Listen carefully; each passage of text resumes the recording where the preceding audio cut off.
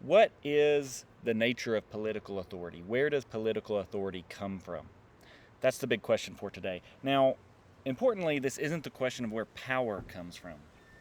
Power just means power, means the ability to do things at a government or political level. But authority is a different kind of word. To use a technical jargon term, it's a normative term. It means essentially power that you should have, power that you're entitled to have. So the question is, what entitles someone to have power in the political sense? So, what is it that makes a government a legitimate government as opposed to an illegitimate government? We talk about legitimate and illegitimate governments all the time, but what distinguishes the two? What makes an illegitimate dictator different from a legitimate monarch, for example? What are those conditions? That's the big question. That's the question both philosophers we're going to be talking about today are addressing. In fact, they address that question differently. They give different answers, but they actually start from a common starting point or framework, and that is a framework of the state of nature. Let's talk about the state of nature. I'm kind of in nature right now. I'm sitting in a half-completed tree house in front of a pecan tree in my backyard. I'm really far from nature, and I hope we'll see today exactly how far I am away from nature. One thing that makes me far from nature is I'm in an area that's been developed for decades and decades. I'm also in an area where people can't just do whatever they want to me, right? If someone wanted to snipe me out of this tree house, there are institutions and systems in place that prevent them from doing that, and that at least disincentivize them from doing that. They will be tried. They will hopefully be convicted. They're not going to get away with it, or at least they're very likely not going to get away with it. So I'm also being protected. That's a really big, important feature of what makes this not a true state of nature in Hobbes and Locke's sense. Let's talk about what that sense is.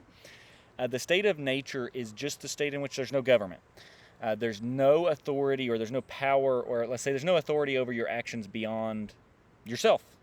You are in control, and everyone is in control of their own actions. That's the state of nature. Why is it important? Well, both Hobbes and Locke think it's important for figuring out what makes a government legitimate. And this is going to be an important framework they're both relying on. But let's talk about that for just a second.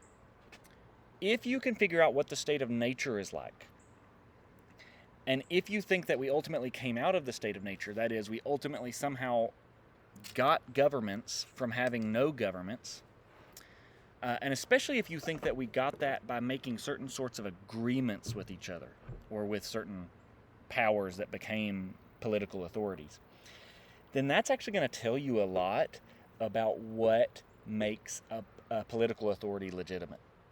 Because once you know what it takes to get out of the state of nature, you know what kind of things people are going to agree to. So any contract dispute is going to depend on the terms of the contract. So we would go back and look at what we agreed to. And similarly, if you think that we got out of the state of nature by contract or by making agreements, which Hobbes and Locke both do, then that's going to tell us a lot about what a legitimate government is. And actually, it gets even deeper than that, because there might be features of the state of nature that make us certain that anybody would have to make certain sorts of terms on their contracts to get out of the state of nature. Here's what I mean by that. So say you think that you conclude that the state of nature is really horrible. It's a really horrible place. Then you might know, or you might be able to conclude from that, I don't know what degree of certainty, but maybe at least probably, that people are going to agree to just about anything, any sort of government authority, to get out of the state of nature, because it's so horrible that any government would be better than no government. That's actually, spoiler alert, a little picture of how Hobbes is thinking about the state of nature. He actually thinks it's horrible, and therefore, people are going to basically agree to any kind of government. They're going to basically write a blank check to the government to get out of the state of nature, which for him means that a lot of kinds of government are more legitimate than otherwise would be. Locke, on the other hand, doesn't think that the state of nature is quite that bad. It's not great. It's not a great place for Locke, like it is for some other thinkers, like Rousseau. But it's not horrible, and in fact, Locke thinks that there are certain things we can kind of make at least functionally work in the state of nature. If you come from that kind of background, then you might think we wouldn't be kind of forced into a sort of horrible negotiating position with any government power. And therefore, it might not be that any government is better than no government. And that might mean that there might be kind of a higher standard for what makes something a legitimate government. Before I get into the details, let me say this is really practically important. If you take Locke's view, you get, there's a straight line. You can draw a straight line from Locke to the American Revolution. For that very reason, that he thought that we had certain rights in the state of nature, that state of nature wasn't an absolutely horrible place, and therefore, if a government actually could be illegitimate if it's not respecting our rights, if it's not doing us a better job than we could do in the state of nature. And it is that exact thought that fueled something like the American Revolution, where American colonists thought the British government is not a legitimate government because it's violating our rights. It's not doing for us what we could have, what was owed to us even in the state of nature. So don't let yourself get into the thought that this is all really abstract and hypothetical and idealized. It was this exact line of thinking, in fact, this exact thinker in the case of Locke, who had a direct influence. Thomas Jefferson and our other founding fathers had read Locke, and it was for that reason that they signed the Declaration of Independence, that they wrote the Constitution. Okay, so let's talk about Hobbes. Hobbes thought that the state of nature was really bad. In fact, his most famous quote, one of the most famous quotes in all of political philosophy, is that life in the state of nature will be solitary, nasty, brutish, and short. Those 5 adjectives. It's going to be really bad. Why think that? Well, some people since Hobbes have tried to model the answer to that question based on the prisoner's dilemma. So let's say, if you don't know anything about the prisoner's dilemma, let me give you a real quick get up to speed kind of take on it. The prisoner's dilemma is a dilemma in which there are 2 prisoners. They have been arrested for collaborating on a crime, and the cops tell each of them, if you'll talk, we want you to talk to us. We want you to rat the other person out. Let's call them prisoner A and prisoner B. And they tell them each the exact same thing. But here are the facts, and both prisoners know this. If prisoner A decides not to rat prisoner B out, and prisoner B also decides not to rat prisoner A out, they're each going to go to jail for a year. So if they each shut their mouths, don't snitch, then they'll each go for 1 year. But if prisoner A rats out prisoner B and prisoner B doesn't rat out prisoner A goes free. But prisoner B serves 3 years. Same if it's vice versa. If prisoner B rats out A, but A doesn't rat out B, B goes free, A serves 3 years. But if they both rat each other out, they each serve 2 years. So why is this an important dilemma? Well, think about it from your perspective. Say, the prisoners aren't talking to each other, by the way. They're in separate cells. They can't communicate. If you're one of these 2 prisoners, you're probably going to reason that you should rat the other person out. Because one of 2 things is, well, I guess there's 4 options, right? If you choose to stay silent, the best that's going to happen is a year. The worst that's going to happen is 3 years. But if you choose to rat them out, the best that's going to happen is you go free. The worst that's going to happen is you serve 2 years. So it seems like on average, I guess this is one way of thinking about it, and can go deeper than this, but this is a quick kind of survey. On average, you're going to do better if you rat them out. And actually, it gets worse than that because you know that they're thinking through the exact same situation with the exact same terms. So certainly, if you think they're thinking they should rat you out, then definitely you should rat them out. The problem is this. In a situation where you could benefit by betraying someone, especially if they're going to be honest, everyone has an incentive to betray the other person. If there's no authority that can keep you to your word, for example, if they're not going to be able to punish you and you're not going to be able to punish them for betrayal, then betrayal makes sense. And this is kind of what Hobbes is talking about with the state of nature. Now, this could go in a lot of different ways. Let's talk about just agreements between people in the state of nature. Agreements are going to function like this. let's say you're in the state of nature. That means you need to kind of, there's no government that's going to put you on welfare. There's no government that's going to protect you from thieves or murderers. And so you kind of survive by your own merits and by your own skill and and whatever, and resources. So let's say you realize that, you could, let's say there's an apple tree growing. You could gather apples at a few apples by yourself, and any other person could gather a few apples by themselves. But you also realize that you could be way more efficient if you worked in a team in the following way. Like, one person holds the other person up while they gather apples and drop them into a basket. Or they push them up into a limb where they can gather the higher apples. Otherwise, you're just kind of, gathering apples below. Again, this is really simplistic. Don't push on the details too much, because you'll see that, like, maybe you could climb the tree or whatever. But the general form here is there are some things that produce greater consequences if you work in teams. But a lot of those things are such that you would actually benefit from betraying the other person. So say you're the person at the bottom, you've pushed the person up into the tree, they're dropping apples into the basket. You're going to be better off. You're pursuing your own self-interest. In that case, you better wait till that basket is full and run off with them. Then you don't have to split them in half, right? The deal was, this was implicit, I guess, work together in a team, split the product. You'll be better than if you kept all of what you got by yourself. Well, even better if you're the person underneath who can run away with all the apples after they get thrown into the basket. And that's going to be true of any agreement. Well, I mean, there might be some agreements that you could actually enforce, right? But a lot of agreements, there's nothing you can do to enforce the rules of the agreement, and it's in everybody's interest to defect. So Hobbes is actually assuming a few things about the state of nature. This is really important. So let's talk about three general assumptions he's making. First, he's going to assume that people are roughly equal in their abilities. That's what makes the state of nature so horrible, and defections always kind of make sense. It's not that everybody is just as strong or just as smart or just as fast as anybody else, but he thinks that there's always kind of ways to level the playing field.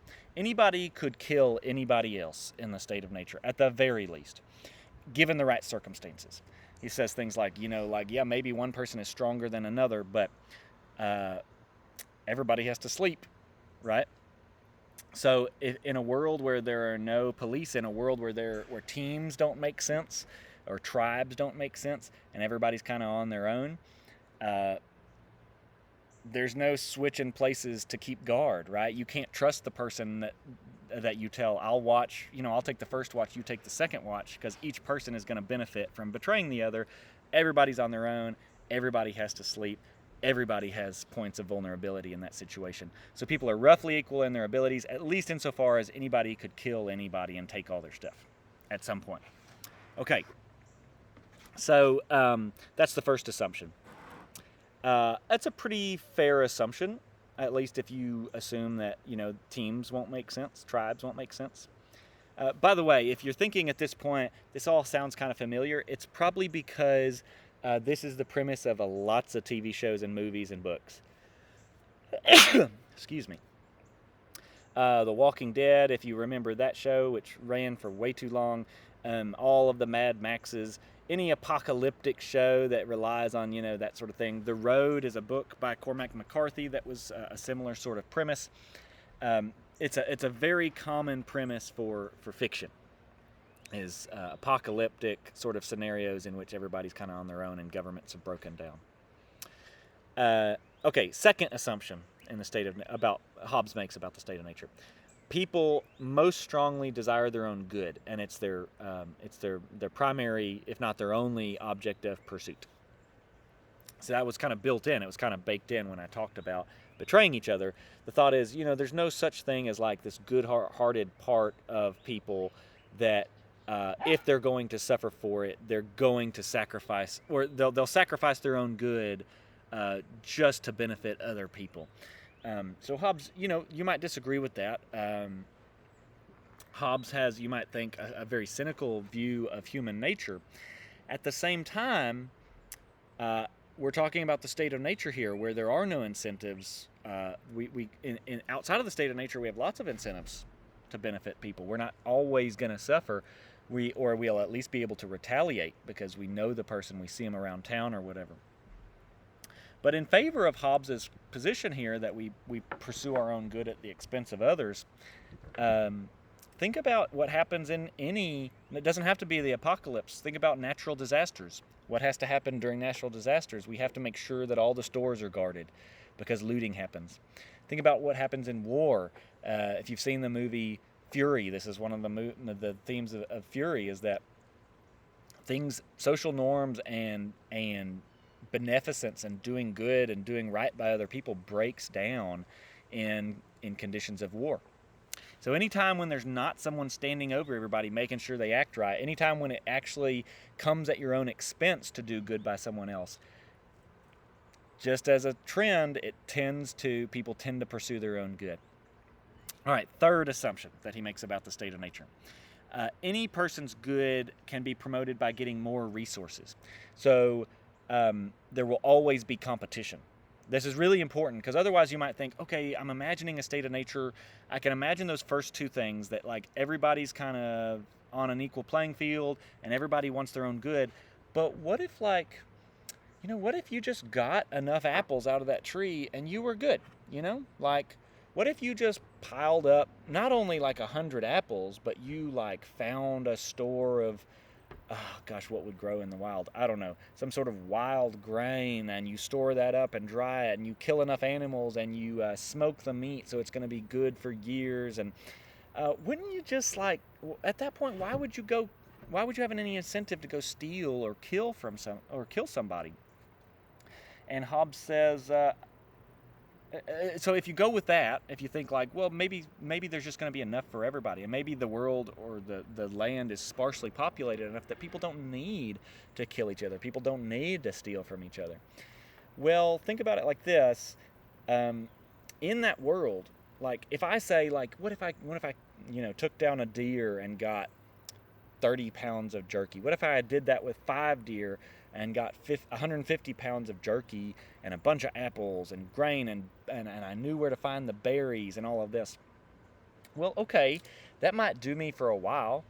I don't know, if I'm just guessing, maybe if I'm really rationing it out right, maybe a year, maybe. But if I'm in the state of nature, I'm thinking, but what comes after that, right? Wouldn't a 6th deer be good? Wouldn't a 7th deer be good? Even if it's there's a chance of it spoiling, there's also bartering. Maybe more will help me to barter for something else that I need. Again, bartering is a form of agreement. Maybe in the state of nature I couldn't trust that agreement, but still, resources will often be scarce in any natural state. It's not like if you for 10 years, if everybody's going out and killing deer, there's just never going to be a shortage. Even if there isn't a shortage now in a state of nature, you'd have to worry about there being a shortage in the future. So there will often be actual shortages, but two, even if there are not actual shortages, in these conditions of uncertainty, you don't know when the next shortage is going to come. So there will always be an incentive to take from other people, to kill other people, in order to take what's theirs, if you're following your own self-interest. Okay, if you have those three assumptions, then it seems like Hobbes has got a strong case. The state of nature is going to be pretty rough. If anybody could kill anybody can steal from anybody, if second, people are after their own good, and if third, resources, your good is always promoted by getting more resources, it seems like you are going to be pitted against other people. You're always going to be trying to get their resources. They're always going to be trying to get your resources, and even the resource of your life. Okay, so for Hobbes, how do we get out of this state? How do we get out of the state of nature? Well, here's the problem. In such a state, if someone came along and said something like, hey, how about this? You give me some of your stuff. You give me some of your rights, or what Hobbes wouldn't call them rights, but you say, you give me the guns, let's say, I guess there wouldn't be guns in the state of nature. Let's say that we've, everybody's kind of gotten some rudimentary skill at spear making. And say someone comes along and says, I've got a proposal for the 10 of y'all that can hear me. In your little huts, glaring at each other suspiciously. Everybody gives me their spears. So I have a monopoly on spears. In exchange, I'll make sure nobody hurts each other. And I'll be able to because I'll have all the spears. So I have a monopoly on spears. I could kill anybody at any point. But what I'm going to do is I'm going to keep y'all from killing each other, and it'll be better for everybody. So now everybody will be kept from killing each other instead of constantly trying to kill each other with their spears.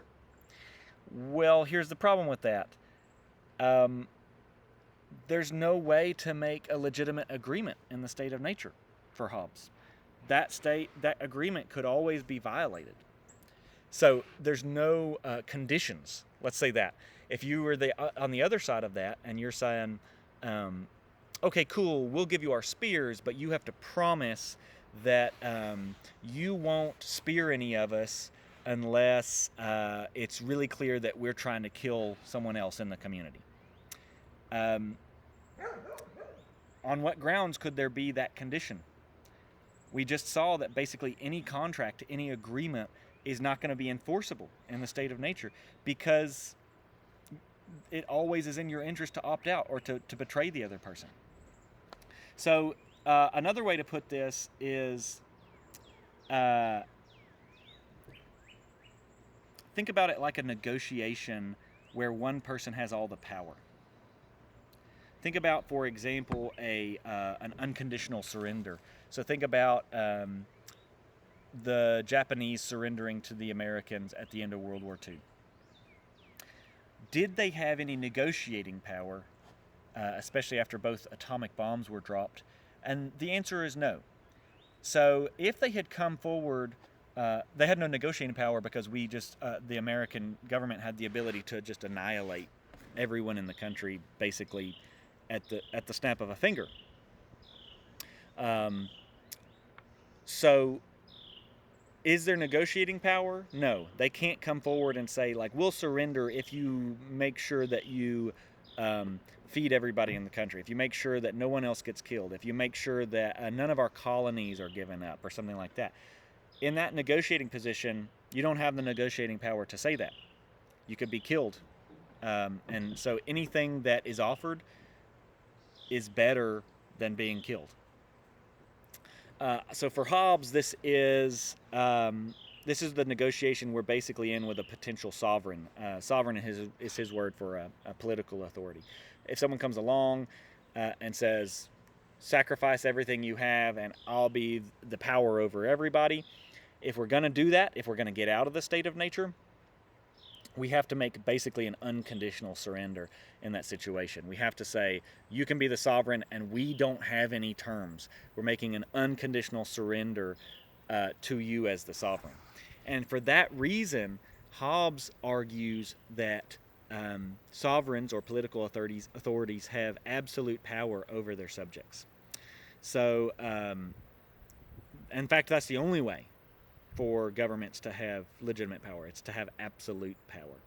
So that is the sovereign, the political authority has the power and the authority to kill citizens, to conscript citizens, to control public opinions. So there are no such things as right to freedom of expression, right to protest, right to freedom of speech, right to freedom of movement, right to the vote, etc. Basically doesn't exist. That is the Hobbesian position. Now, you might disagree with that. But if you're within this framework, where do you disagree?